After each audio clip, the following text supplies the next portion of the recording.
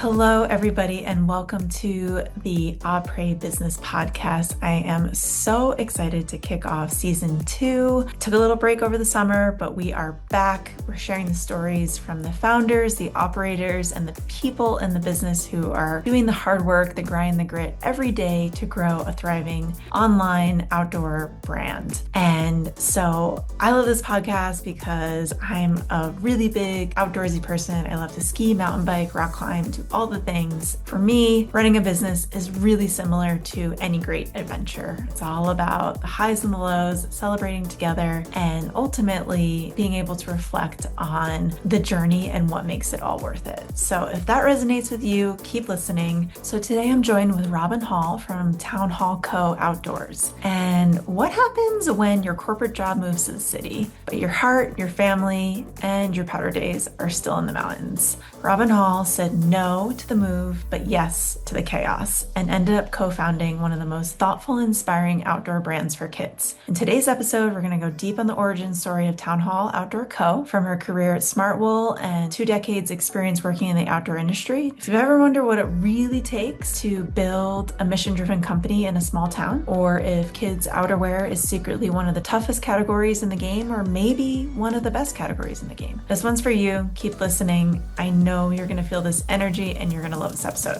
Let's jump in. I am so excited for today's podcast episode of the Après Business podcast. I am welcomed by Robin Hall from Town Hall Outdoor Co. And she is the co-founder and CEO of this amazing, thriving kids brand. And I'm so excited to have you on the show today, Robin. How are you? I'm fantastic, Becca. Thank you so much for having me. I'm honored and delighted to be here. Thanks. So excited. Okay, so let's kick it off. Tell me who you are and what you do. Yes, my name is Robin Hall. I am the CEO and co-founder of Town Hall Outdoor Co. We are a outdoor brand out of Steamboat Springs, Colorado, little outdoor mecca, hotbed here for small business. Yeah, we make super durable outdoor gear, mainly for kiddos, but we've expanded into some adult stuff, and we have some exciting things coming for this fall as well in the women's space. So, yes, good things coming down the line.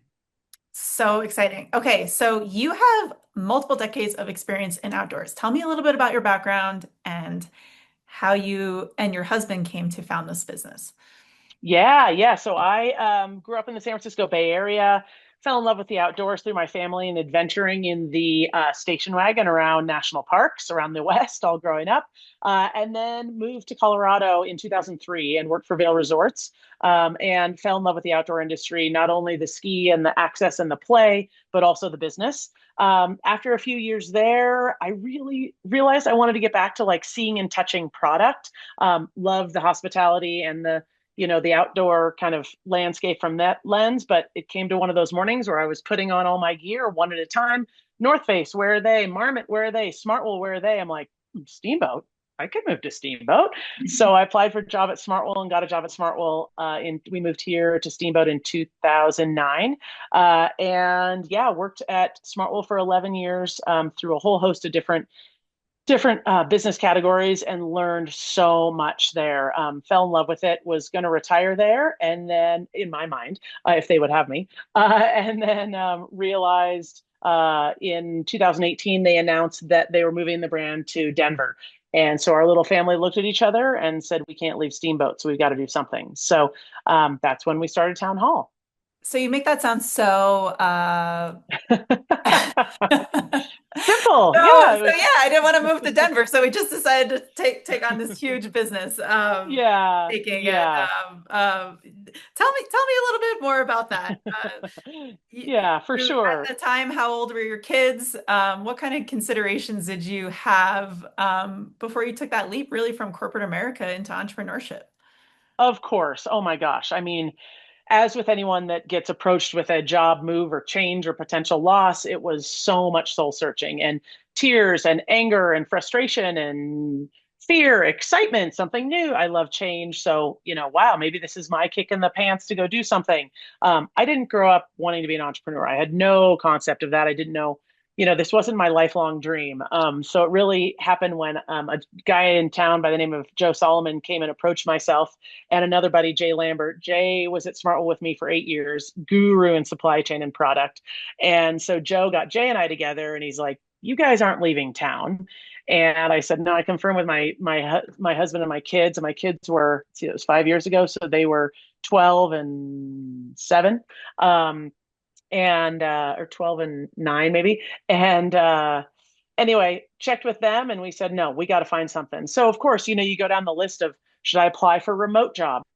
What jobs can I apply for based on my background? It's so varied, a lot of self-doubt. But when Jay and I got together, it really became apparent that we have the grit and the guts and the support of our community and the desire to give back to our community to stay here and give something a go.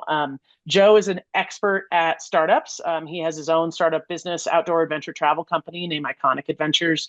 And Jay has deep roots in finance and the outdoor industry as well. So we got together and it came together in this kind of Venn diagram where we said, why are we staying in Steamboat? It's really our kids in this community, and we have to do everything we can to give back to this town, and our kids can't grow up anywhere else.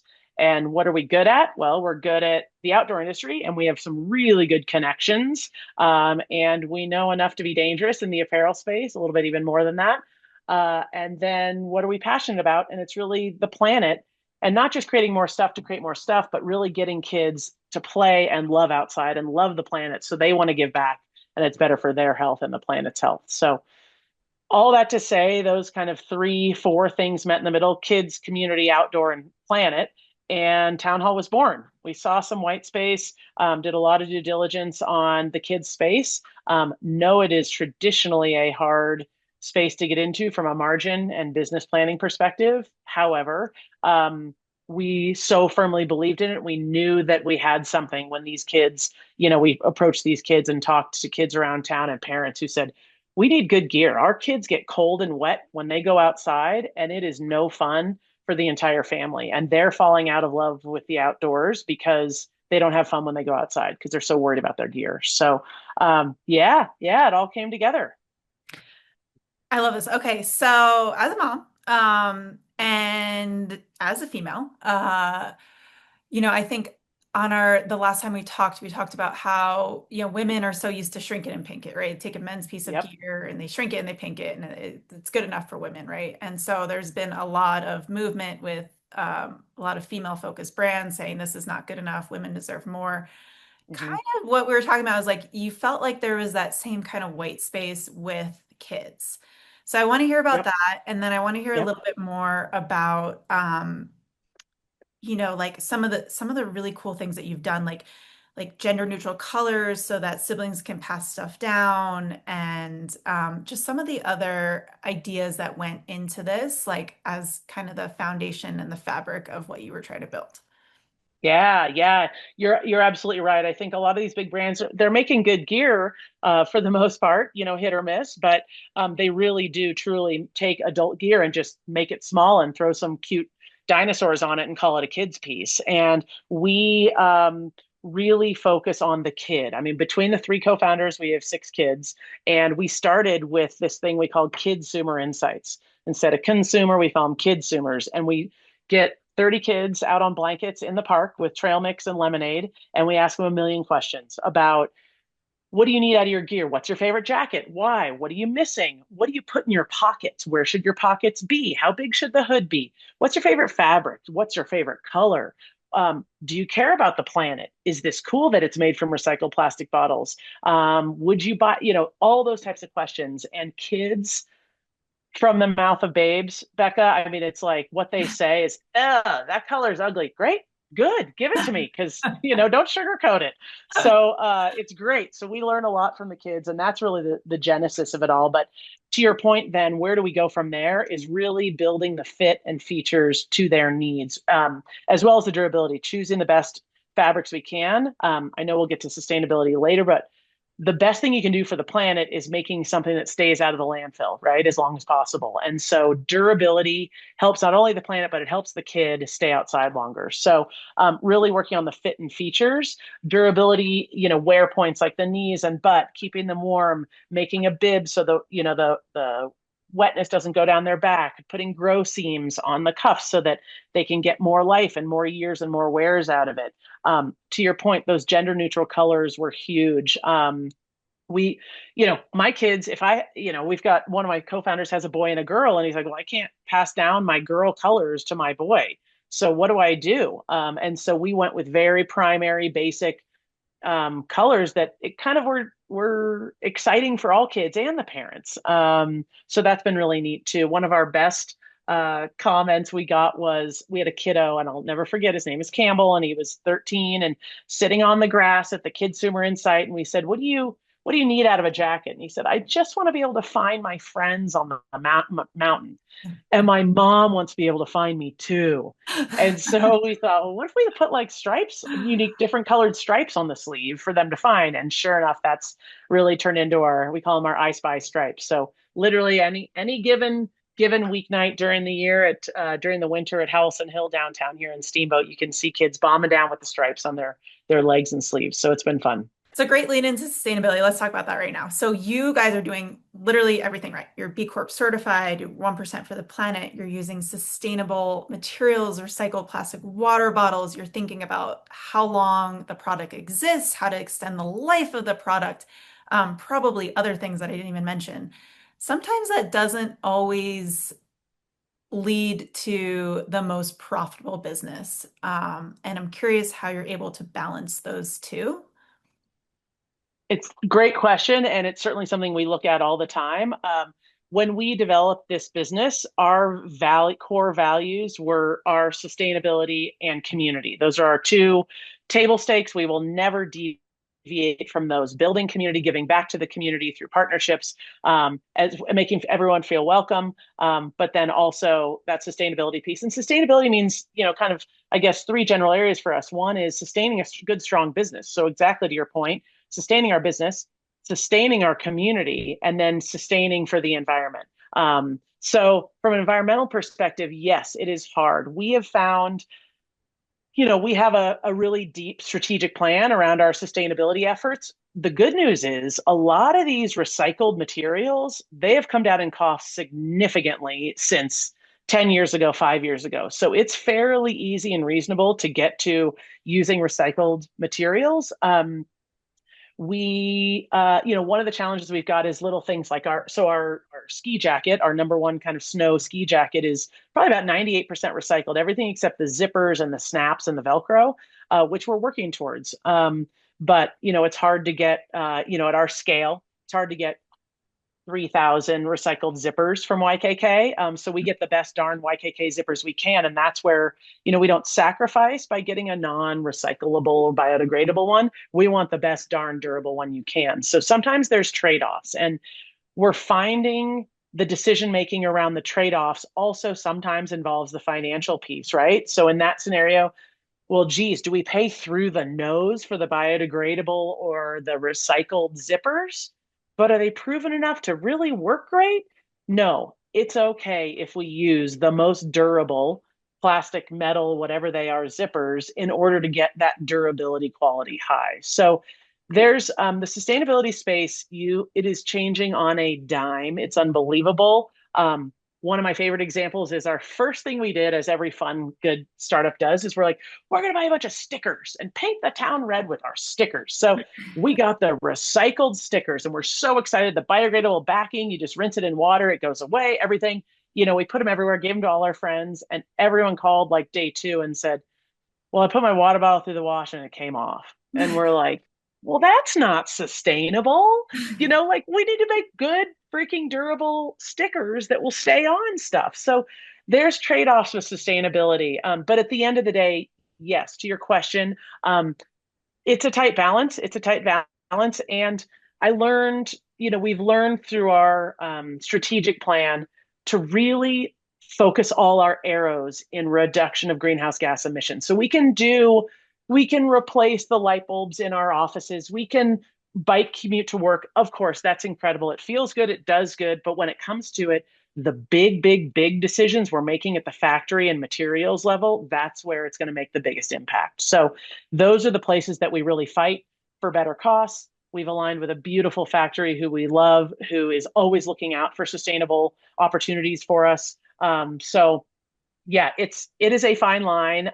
Appreciate you calling that out, but it's something we're unwavering on. And the 1% for the planet and B Corp, you know, certifications and stamps, those, I know there's conversation around, is that just a stamp to have? We believe firmly in them, and it's a great way to hold ourselves accountable on that B Corp. Get a number, get our ranking, our rating, and let's try and better that. It's been a fun journey. It's also, from a marketing perspective, not everyone, especially maybe in the kids space, is looking for something sustainable. So it's one of the stories we tell. It's not the only story we tell, because some parents, I do a lot of events, and it depends on what I lead with. People say, tell me about town hall. And do I lead with, we make sustainable outdoor gear? And then people's eyes roll in the back of their head, and I go, oh, shoot, they're not that interested. Well, how do I pivot? We make durable outdoor gear. So it's, again, one of those kind of levers we talk about in certain spaces, but it's always at our foundation. I love that. I think that's amazing. And I think, one of the things that you mentioned was you really love your factory. And we talked about this last time. You guys are produced in China. Tariffs, uncertainty, supply chain. How are you dealing with those challenges currently? Have you explored nearshoring opportunities, diversifying your supply chain, or are you just putting your head down, and moving forward with the information that you have right now? Yes, yeah, and it was interesting listening to your conversation with Wiley, and I mean, boy, what a sage advisor and guidance he was giving. It's so neat to hear how every brand's handling this, and I think the beauty in tough times like this, the brands that come together and use their voices, and Travis at Eagle Creek just had a beautiful article in the New York Times about this very thing. Everyone is helping each other, so that's been really, really neat to hear different perspectives, to see how we can pivot and navigate.